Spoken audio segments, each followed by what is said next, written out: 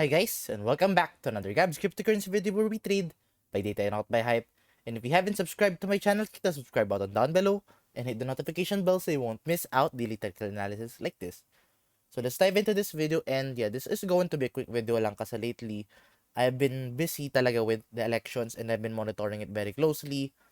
But yeah, medyo late na yung video natin ngayon, but gusto ko pa rin sa inyo magbigay ng update regarding the situation ng ating crypto market.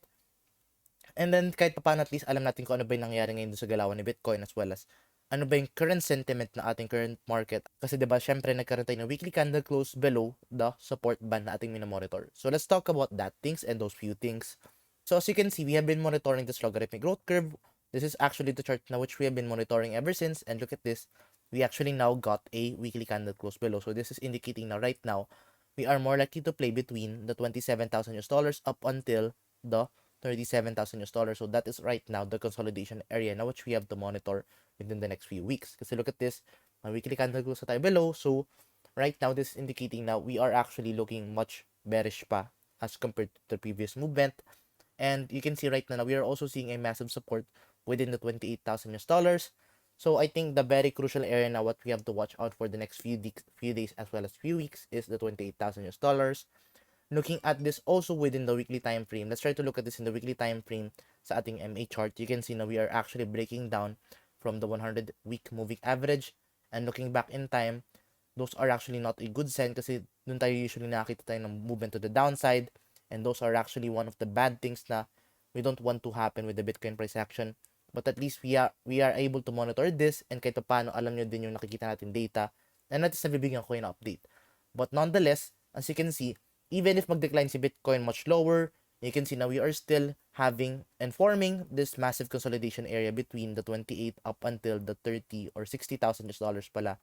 So as you can see, despite of it being bearish for the bigger time frame, or for the smaller time frame to be exact pala, you can still see na in the bigger time frame we are still consolidating within this massive channel forming within the sideways action. So this is still a massive consolidation, which is still somehow a good thing pa din kasi typically, kasi this would indicate na if you, let's say, you invested Bitcoin around the 22,000 US dollars, you are still going to be in profits kasi look at this, ang taas pa din na support area natin, and we have not been breaking the previous low ni Bitcoin.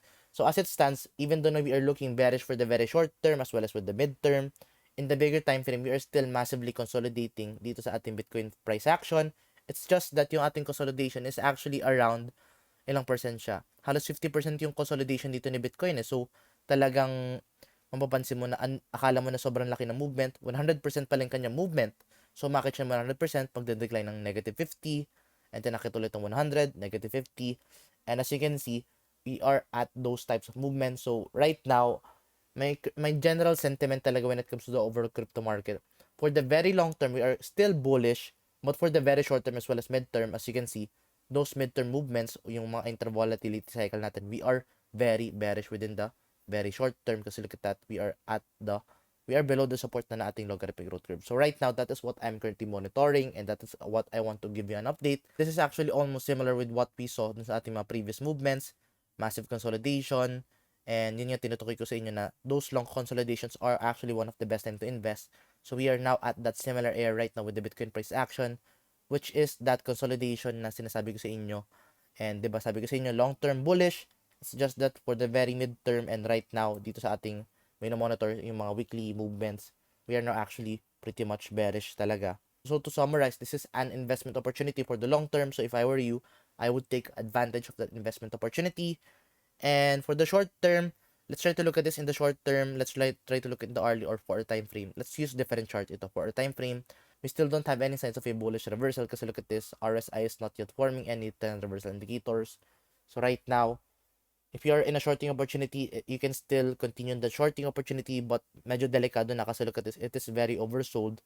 And right now, I don't think na maganda humabol. But yeah, for the time being, we have to be very patient lang, and just remember to follow DCA strategy in buying the dip as much as possible. Huwag kayo ma-FOMO, huwag kayo mag-panic trade, and always remember to have a proper trading plan and trading strategy before entering into any trade. Nonetheless, guys, you can actually trade Bitcoin with the lowest fees possible with Bybit. So if you want to claim bonus with Bybit, just use my sign up link na you can find in the description down below. And also, gusto ko rin ipabalita sa video na ang nagiging cost na ating pagbagsak ni Bitcoin lately is because of this Nasdaq crash, which is yung ating stock market. And look at this. whenever na we are crashing dito sa ating stock market noong 2018 and 2020, doon din previously nag-crash si Bitcoin. Let's try to look at this in the weekly. So, just to give you a quick recap lang talaga, ay no, doon siya nag-crash din noong 2018 and 2020. So, right now, we are at that similar area din ngayon kay Nasdaq. And look at this, Nasdaq is also crashing, which is also the similar area kung nasaan ngayon si Bitcoin. So, right now, yun yung naging cause ng pagbagsak ng Bitcoin, which is yung Nasdaq crash natin within the overall stock market. But anyway, yun muna update natin for the time being. And siguro if you want to have an update sa mga election, nagbibigay ako ng early updates regarding the election sa akin Twitter account, which is @tristanbal. So if you want to follow me on Twitter, follow me guys. It's @tristanbal. But anyway guys, I'll see you in the next video and bye-bye for now.